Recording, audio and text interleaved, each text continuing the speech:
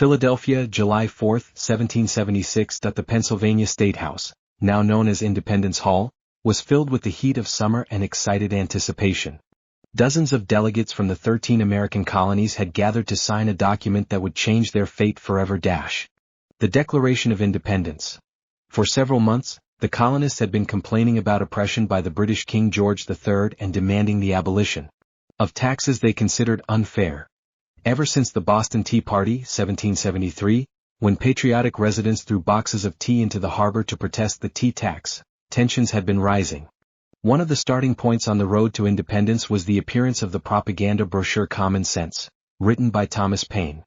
In it, the author argued that the establishment of a free republic in America was not only desirable but inevitable. These ideas resonated in the minds of the colonists, fueling their desire for freedom. Thomas Jefferson and his key ideas among the delegates. Thomas Jefferson stood out as a young man who was known as a talented writer and philosopher. It was he who drafted the first version of the Declaration, reflecting his thoughts on the inherent rights of man and his freedom from oppression. We hold these truths to be self-evident, that all men are created equal, that they are endowed by their Creator with certain unalienable rights, that among these are life, liberty, and the pursuit of happiness. These words will later become one of the most powerful slogans in history. How the signing day went. Morning, July 4th. The delegates met again and again to discuss the final amendments to the Declaration. Some believed that the document was too harsh on the king, while others thought that, on the contrary, it did not condemn the arbitrariness of the English crown sharply enough. Noon. The final text was approved by a majority vote. The atmosphere in the hall grew tense as everyone realized that this was an official break with Great Britain, the superpower of the time. It was afternoon. Delegates began signing the historic charter.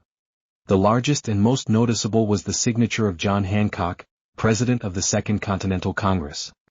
He deliberately wrote his name in capital letters so that, as he jokingly said, King George III could easily read it without glasses.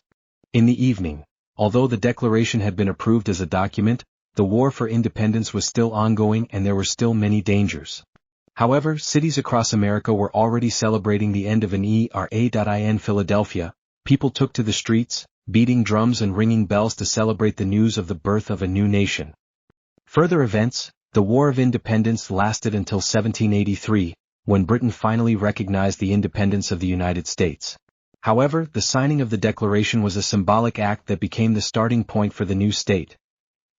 George Washington was a military leader who managed to organize the Continental Army and eventually became the first president of the United States. Benjamin Franklin was an authoritative politician, diplomat, and scientist who played a key role in negotiations with France and other European countries.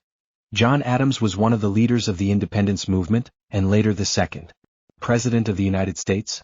These figures laid the foundation for American values: freedom, equality, and the right of people to choose their own government.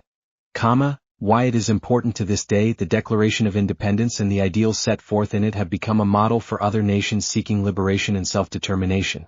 To this day, many politicians and thinkers refer to the Declaration's provisions when affirming human freedom and dignity as inalienable rights. The memory of July 4, 1776, lives on in every National Independence Day celebration in the United States. Although the new state did not immediately achieve full equality, the struggle for the rights of women, African Americans, or indigenous peoples lasted for another century. This day was the impetus for the formation of the America the world knows today.